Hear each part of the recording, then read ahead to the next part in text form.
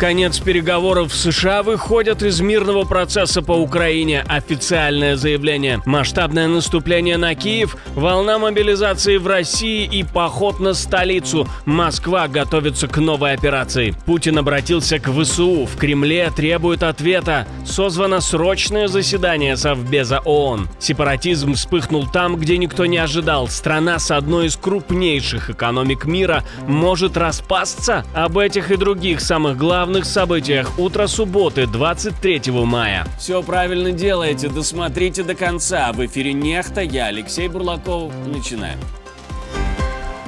Трамп не справился. США выходят из мирного процесса, точнее ставят паузу в трехсторонних переговорах по Украине. Вашингтон может вернуться к урегулированию только если изменится динамика между Москвой и Киевом, но сейчас переговоры не происходят, говорит госсекретарь. Мы включились, к сожалению, результата это не дало. В этом и суть. Мы по-прежнему готовы продолжать играть эту роль, несмотря на утечки, которые не соответствуют действительности, несмотря на истории о том, будто мы заставляем украинцев занимать ту или иную позицию, что неправда. Если мы увидим возможность организовать переговоры, которые будут продуктивными и которые действительно могут дать результат, мы готовы играть эту роль. Рубио говорит, что война в Украине не закончится победой какой-то из сторон, только переговорами. Масштабное наступление на столицу может начаться уже очень скоро. Россия снова раскачивает северное направление. По данным РБК Украина, Кремль рассматривает 5 сценариев действий. От создания буферной зоны на Черниговщине до новой попытки движения в сторону Киева. Самый реальный вариант, по оценкам источников, заход на 10-20 километров вглубь украинской территории. Самый маловероятный – полноценный бросок на Киев. Сейчас угрозы оценивают как низкую, у границы нет достаточной группировки, а со стороны Беларуси стоят около 1900 белорусских военных, которые постоянно ротируются. Внимание, расчет, получен приказ на проведение пуска ракет. Приготовиться к совместным действиям. Есть. Полученное технологическое донесение, пуск начался. Принял. Есть технологическое донесение спусковой установки, пуск состоялся. Принял. Но Киев уже отслеживает тревожные признаки. Россия может готовить новую волну мобилизации, примерно на 100 тысяч человек. Именно такой ресурс, по данным источников, Кремль мог бы выделить под операцию на севере. Это не считая тех 400 тысяч, которых Россия планирует созвать на контракт. Параллельно смотрят на инфраструктуру в Беларуси, дороги, полигоны, базы, логистику и совместные ядерные учения, под прикрытием которых можно нарастить войска. Пока признаков большой подготовки нет, но урок 2022 года слишком свежий. Тогда учения тоже оказались прикрытием для вторжения.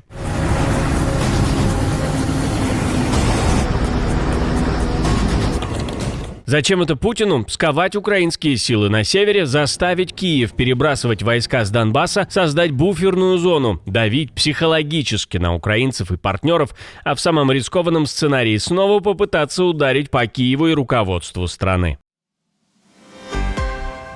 А сам кремлевский диктатор призвал сложить оружие, но только украинскую сторону. То есть, говорит, все плохо у Киева на фронте, и поэтому они атакуют россиян. Логика тут не бьется простыми методами. Поэтому он решил обратиться к украинским военным, разговаривая со своими. Не выполняйте преступных приказов нелегитимной, проворовавшейся хунты. Иначе вы сами становитесь соучастниками этих преступлений. Хотя причины подобного преступного поведения киевского режима понятны. Сдача позиций, населенных пунктов, территорий.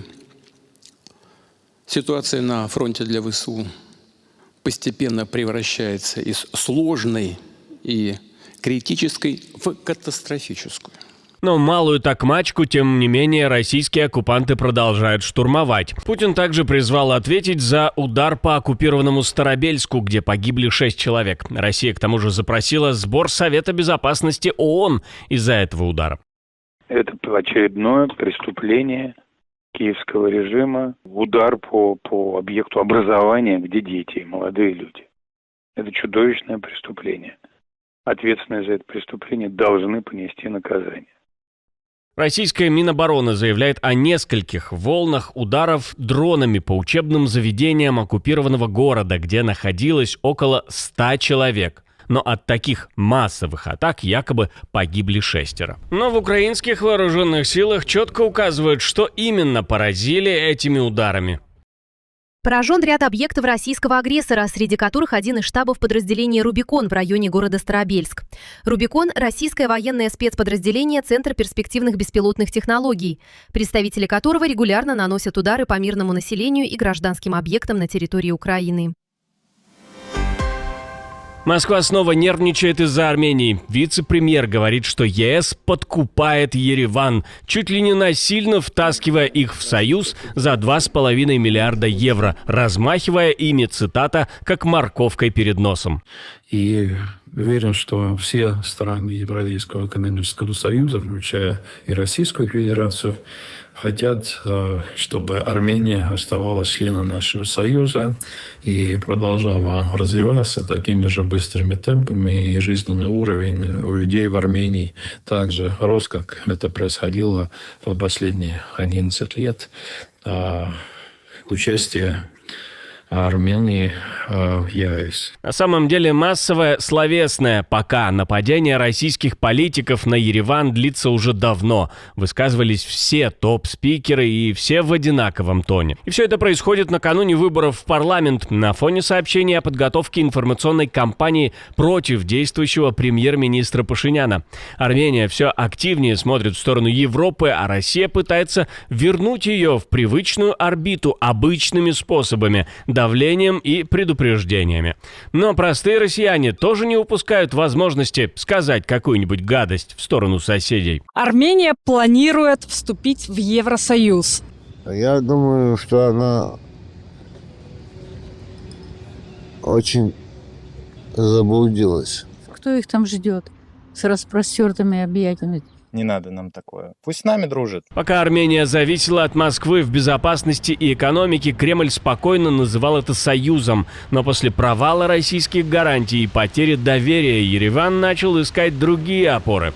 Теперь Москва пугает. ЕС милитаризируется, Запад хочет подмять Армению, говорят они. Подобная кампания разворачивалась и в сторону Грузии, и в сторону Украины. В России заканчивается топливо. Оккупированные территории снова страдают первыми. В Крыму начинается топливная лихорадка. Местные СМИ, блогеры и жители пишут, что с начала апреля на многих заправках пропали дизель и бензин, а автогаз резко подорожал. Сейчас я покажу то, что не только настоящих мужчин будет будоражить, но и девочек, и женщин, и мам, и пап, и всех. Готовы? Бам! Что это? Это отсутствие топлива в Крыму. Особенно показательно, что об этом уже говорят публично даже местные блогеры. Один из них заявил, что российские власти пытаются заткнуть всех, кто поднимает тему дефицита. Но молчать, по его словам, уже невозможно. Топлива нет, цены растут, а Москва ничего не объясняет никому. Если вы выехали из России, то можете быть уверенными в том, что все, чем вы владеете, все еще ваше. Власть добирается до уехавших уже через их имущество. В Госдуме продвигают законопроект, который позволит привлекать к ответственности россиян за границей за действия против безопасности РФ, а в качестве меры давления арестовывать их имущество. Теоретически решение должен принимать суд, но... Надо разделить тех граждан, которые выезжают за пределами государства на отдых, на работу, на учебу, и назад возвращаются, но при этом никаких законов не нарушали. И тех, кто оскорбил участников специальной военной операции, разрушал наше государство, высказываясь или финансируя недружественные страны, вооруженные силы Украины, такие и есть. Под удар попадают привычные политические статьи, иноагенты, экстремизм, дискредитация армии, злоупотребление свободой массовой информации, сравнение СССР с нацистской Германией и другие формулировки, которыми власть годами затыкает критиков. Главное новшество – дела против релокантов можно будет вести даже без их присутствия. То есть человек уехал, говорит что-то не то, а дома уже можно арестовывать квартиру, счета и другое имущество. Сепаратизм показывает голову в еще одной точке мира. Канада может развалиться. Провинция Альберта в октябре проведет необязательный референдум о независимости. Формально это еще не выход из состава страны, но политически громкий сигнал от Тави. Глава правительства Альберты говорит, что голосование не приведет к немедленному отделению. Оно должно дать жителям возможность высказаться. Но если большинство поддержит независимость, власти провинции смогут запустить уже более серьезную конституционную процедуру.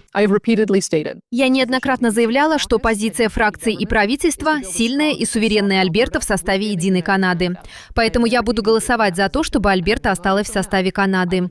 Я предана и Альберте, и Канаде, но я искренне считаю, что наша страна становится намного сильнее и процветающей тогда, когда мы уважаем права провинции и даем им возможность управлять собой при минимальном вмешательстве федерального центра. Для премьера Марка Карни это неприятный вызов.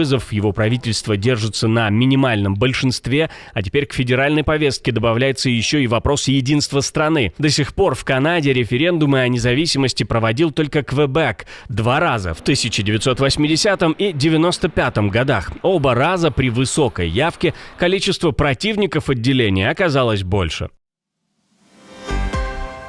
Самая трезвая оценка ситуации с федеральной казной прозвучала от главы ВТБ. Он решил объяснить российскую экономику под санкциями анекдотом про 80-летнего деда. Я считаю, что с учетом всех этих факторов, знаете, надо быть довольным, как у нас развивается экономика. В противном случае, вот, знаете, извините, пусть анекдот, знаете, приходит к врачу, пациент говорит, доктор, говорит, у меня жалоба. Говорит, какая? Понимаете, когда я занимаюсь сексом, у меня свист в ушах. А вам, говорит, сколько лет? 80. А вы что, аплодисменты ожидаете, да? Вы понимаете, ну, вообще это общая ситуация, я считаю. Ну, не до аплодисментов нам уже надо исходить из того, что свиста нет, на мой взгляд. Все хорошо, в общем. А как вы думаете? Пишите в комментариях, не забывайте.